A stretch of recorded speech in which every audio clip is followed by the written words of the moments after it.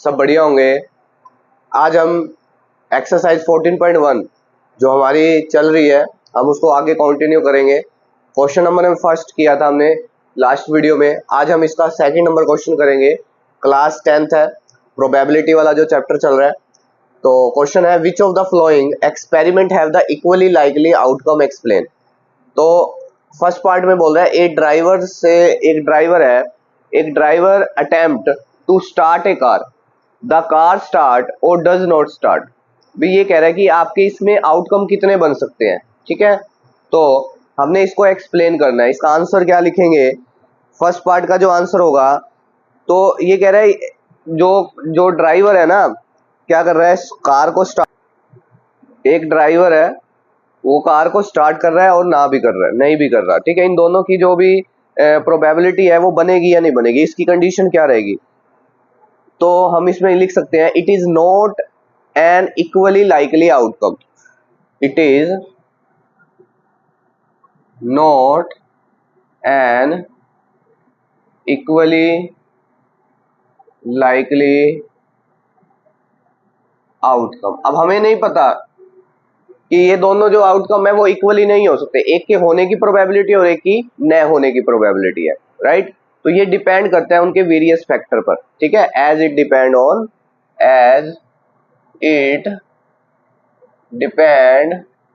On various factor, right.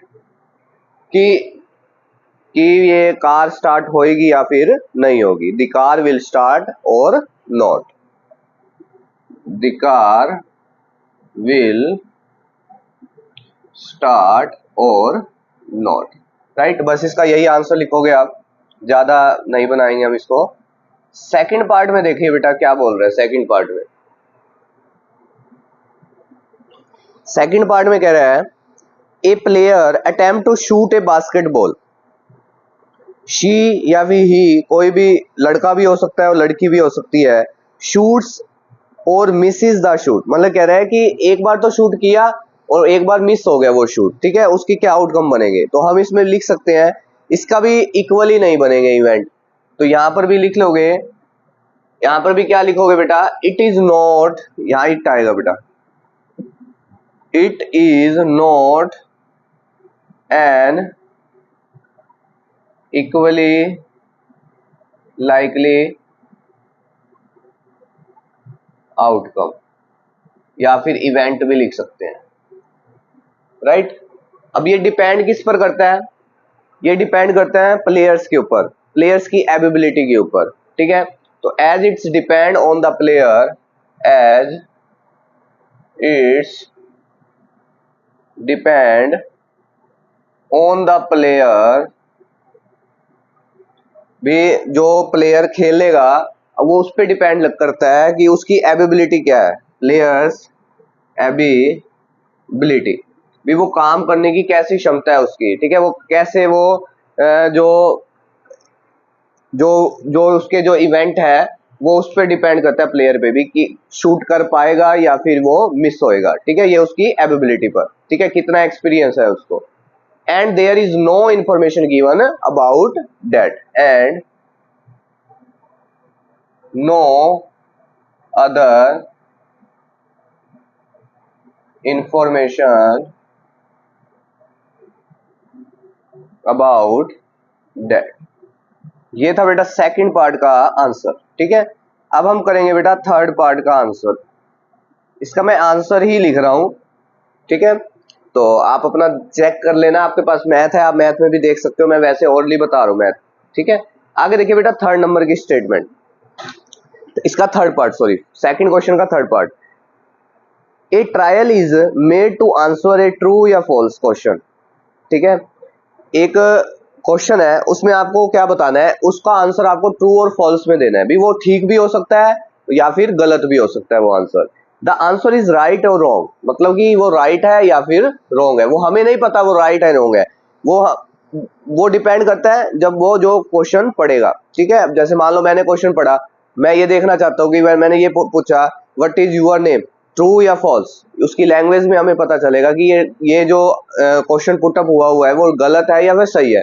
ठीक है, तो इसके हमें ये बताना है कि इसके लाइकली आउटकम बनेंगे या फिर नहीं बनेंगे। ठीक है, तो हम इसके बिल्कुल आउटकम बना सकते हैं। ट्रू और फॉल्स के आउटकम क्या बनेंगे, ट्रू और फॉल्स के आउटकम क्या बनेंगे बेटा, एक तो बनेगा टी टी, दूसरा क्या बनेगा टी और एफ, तीसरा क्या बनेगा एफ टी, और चौथा क्या बनेगा बेटा एफ और एफ। ठीक है, ये टोटल आउटकम बनेंगे बेटा इसके, ये थर्ड पार्ट के। तो हम इसमें लास्ट लाइन, इसकी लाइन में क्या लिखेंगे, it is an equally likely event, it is an equally likely event. Total outcome बनेंगे बेटा कितने बनेंगे, चार। टोटल आउटकम कितने बनेंगे, चार। ये था बेटा थर्ड पार्ट का आंसर। अब हम फोर्थ पार्ट करेंगे, लास्ट है इसका सेकंड क्वेश्चन का फोर्थ पार्ट। फोर्थ पार्ट में देखो स्टेटमेंट में क्या कह रहा है, ए बेबी इज बोर्न, एक कोई बच्चा पैदा हुआ, इट इज ए बॉय या गर्ल। अब हमें नहीं पता कि बॉय है या फिर गर्ल, तो वो बॉय भी हो सकता है या फिर गर्ल। एक बच्चा जो पैदा हुआ है उसके बारे में बात कर रहा है। अब हमें नहीं पता कि वो बॉय है या फिर गर्ल है, तो इसके भी आउटकम क्या बनेंगे बेटा, इसके भी 4 आउटकम बनेंगे, और इसको भी हम बोल सकते हैं इक्वली लाइकली आउटकम। इसके भी 4 आउटकम बनेंगे। तो इसके आउटकम क्या क्या बन सकते हैं, या तो बॉय होगा पहला, फिर सेकंड क्या हो सकता है गर्ल, सॉरी क्या पता पहला बॉय और दूसरा भी बॉय हो। सेकंड इवेंट में क्या लिखेंगे, फर्स्ट बॉय तो सेकंड गर्ल। थर्ड इवेंट में क्या लिखेंगे, फर्स्ट गर्ल और सेकंड बॉय। और चौथे इवेंट में क्या लिखेंगे, गर्ल एंड गर्ल। फिर इसमें दोनों बच्चे गर्ल हुए, इसमें एक गर्ल और एक बॉय हुआ, एक बॉय और गर्ल हुआ, और बी हुआ, मतलब कि बॉय बॉय हुआ। टोटल इवेंट कितने बन गए बेटा, 4। और लाइन क्या लिखोगे, it is an equally likely outcome या फिर लाइकली इवेंट। क्लियर है, ये था बेटा क्वेश्चन नंबर सेकंड। बहुत इजी क्वेश्चन है, अगर हम इस स्टेटमेंट को अच्छे से पढ़ते हैं तो उसमें हमें आंसर बिल्कुल दिख जाएगा, राइट। अब हम देखेंगे बेटा question number third. Question number third की स्टेटमेंट है, why is tossing a coin consider to be a fair way of deciding which team should get the ball at the beginning of a football game.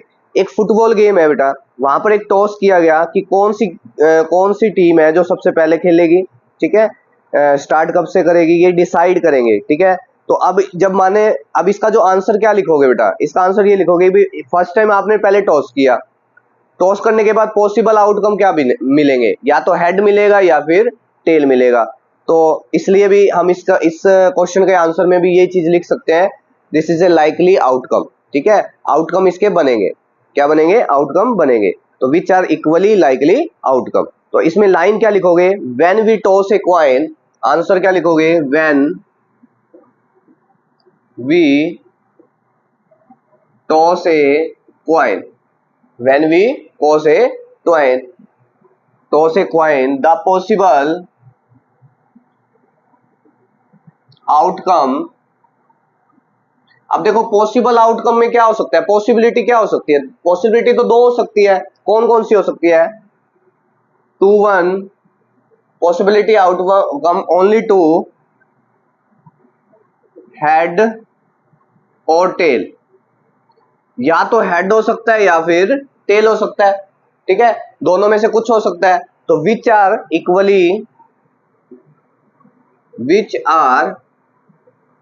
Equally likely outcome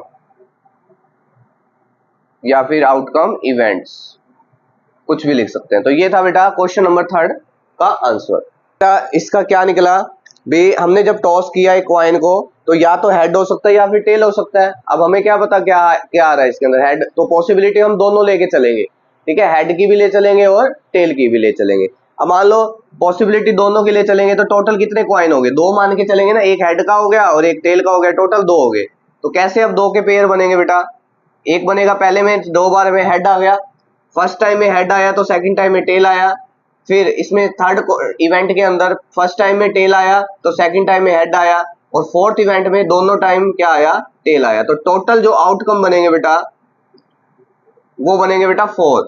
अगर इसका एक pair भी होता है, जैसे मान लो मैं कहूं कि हेड की प्रोबेबिलिटी आपसे पूछे तो हमको तो पता है कि एक तो ये हो गया और एक ये हो गया, टोटल कितने हो गए कॉइन, 2 हो गए ना, तो हेड की कितनी हो जाएगी 1/2, तो इसकी भी 1/2 हो जाएगी। अगर मैं इसकी पूछूंगा तो भी 1/2 होगी और टेल की भी 1/2 होगी। क्यों ही टेल की 1/2?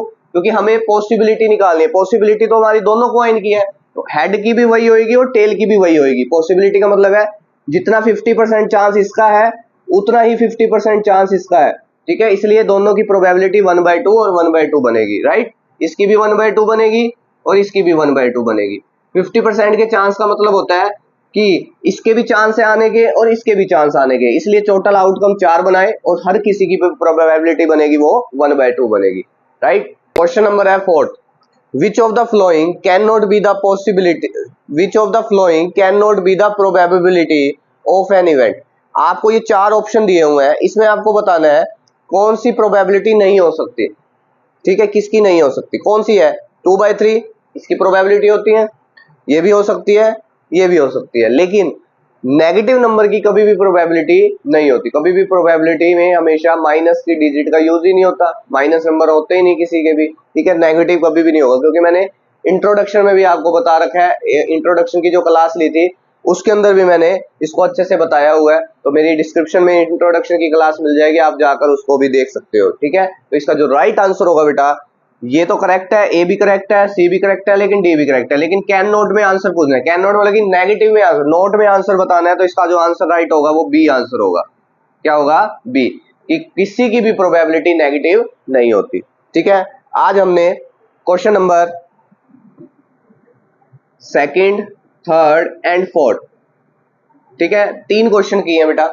तो आई होप कि आपको समझ आए होंगे। तो ज्यादा से ज्यादा मेरे चैनल को शेयर करिए और बेल आइकन दबाइए, बेल आइकन दबाना ना भूलना, क्योंकि बेल आइकन दबाओगे तभी आपके पास टाइम टू टाइम नोटिफिकेशन आता रहेगा। चैनल को सब्सक्राइब करिए, लाइक करिए। अभी के लिए इतना ही, thank you so much, bye bye.